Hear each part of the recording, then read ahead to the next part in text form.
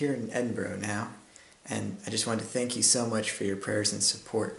I've had a wonderful summer, and before I tell you too much about being here in Edinburgh, I wanted to give you a bit of a recap of what happened this summer. The summer started with English camp. It was a wonderful time, a week filled with playing games, meeting new people, sharing our lives together. It was really encouraging to see God use me and grow both the students and myself in this week. I've written a day-by-day debrief of the camp as well as a testimony of how I saw God working in my life, and they're both up on my blog. After English camp, I was able to spend a few days with my mother and sister in Prague, and then from there go to visit my sister in her new home in Bulgaria.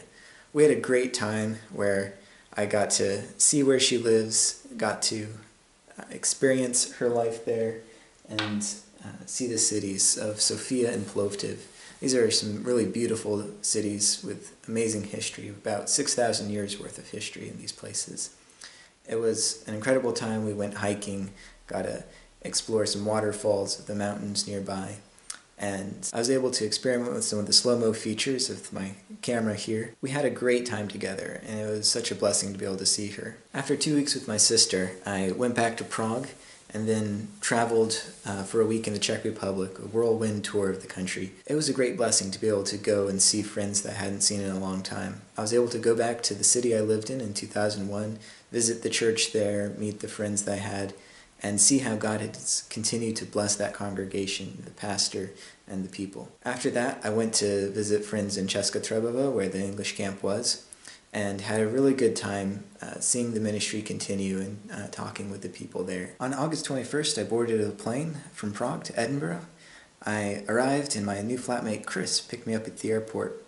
I had my first slightly awkward experience with the road systems here, and then arrived at this, my new flat. It's a beautiful place, and I feel so blessed to be able to be here now. I've spent the past few weeks getting settled in, getting my bank account set up, and cell phones figured out, and the rental agreement signed.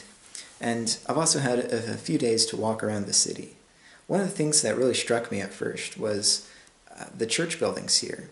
In walking around cities in Europe, in Sofia and in Prague and such, all the buildings that were ornate and big and beautiful were part of the Catholic Church or the Eastern Orthodox Church.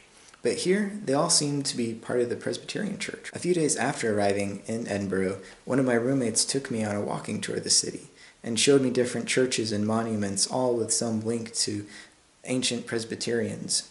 He pointed to different churches and made comments like, "Oh, that's where John Knox used to preach." And it just sort of, blew me away. It's quite amazing to see the history of a denomination that I've spent all my life in. Speaking of churches, I've been able to visit 3 so far. I'm thinking and praying about which church God would use me in. 2 of the churches are church plants, and I can easily see different areas of ministry that I can jump into right away. As you pray for me, please keep this church hunt in your prayers as I look to see where God would use me. I've been warmly welcomed here, and God's provision has been amazing.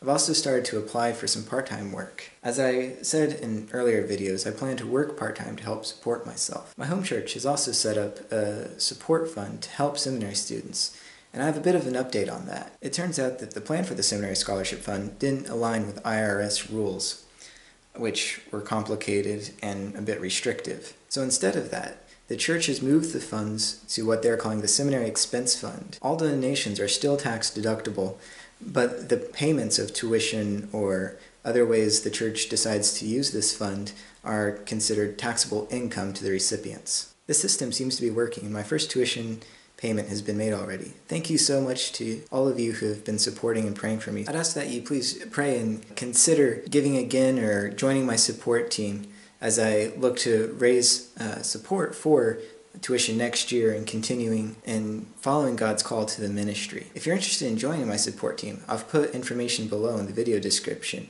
You can see a link to the church's website where you can give either a one-time gift or set it up to give monthly. And I've also included information for a personal gift. Some people have told me that they would like to see their entire gift go to support God's call and work in my life, and have decided to give to me directly to do this. This wouldn't be considered a tax-deductible donation, but it would also be tax-free on my part.